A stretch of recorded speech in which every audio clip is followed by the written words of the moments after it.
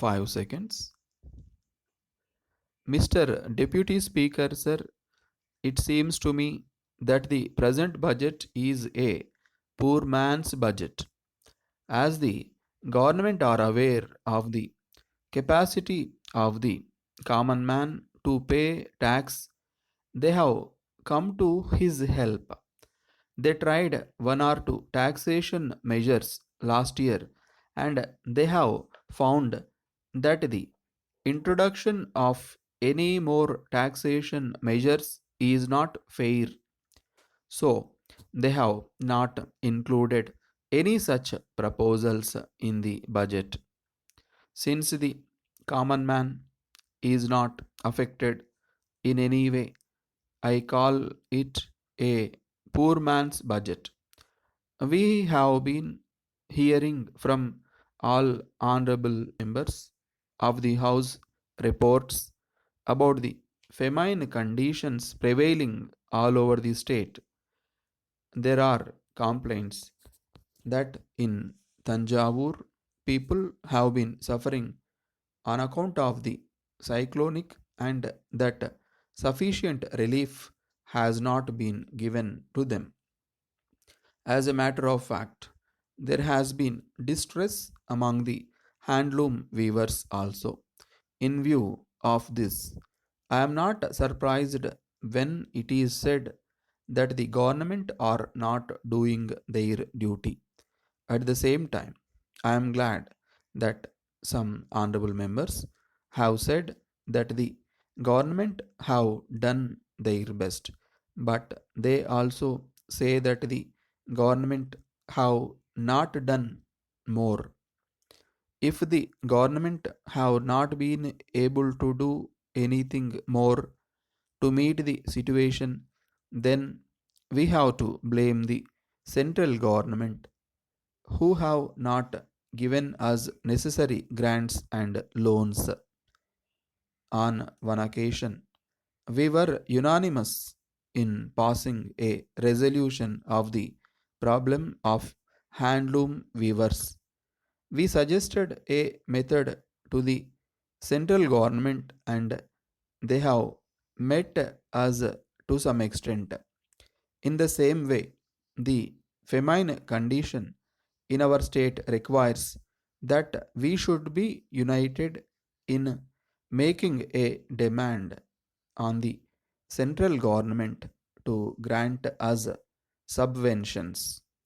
There is no doubt that several relief measures have been adopted and distress has been reduced to some extent.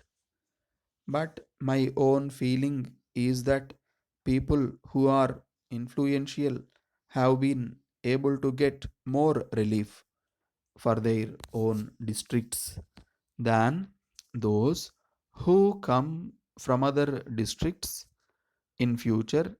At any rate, when famine relief measures are undertaken, I would request that my district must have its due share.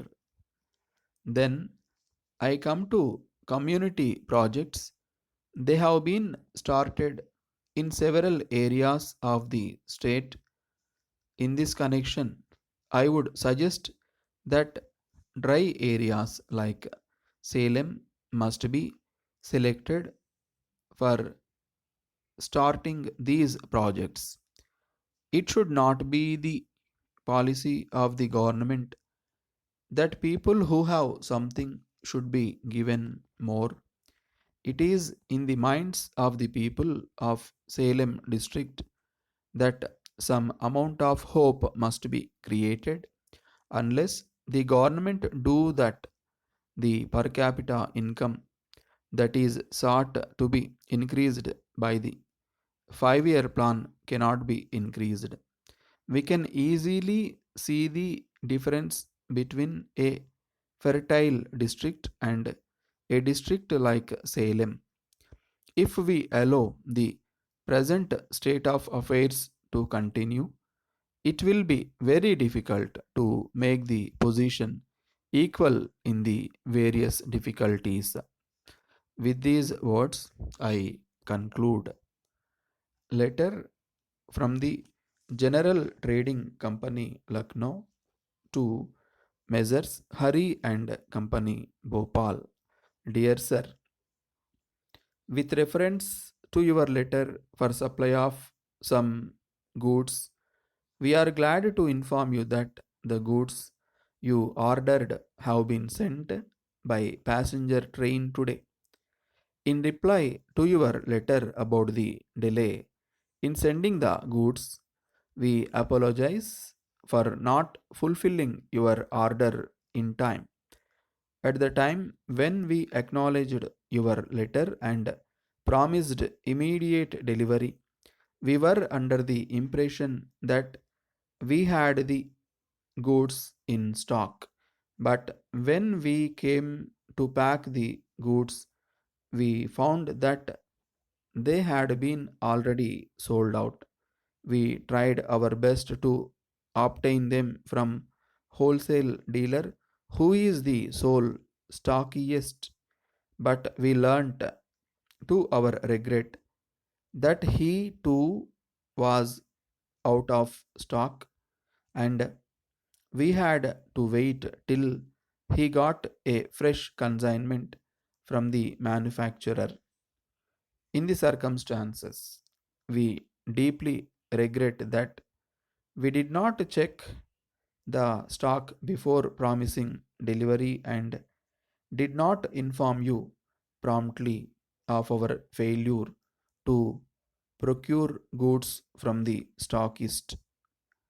We take this opportunity to assure you that we have taken steps to avoid such mistakes in future. Yours faithfully,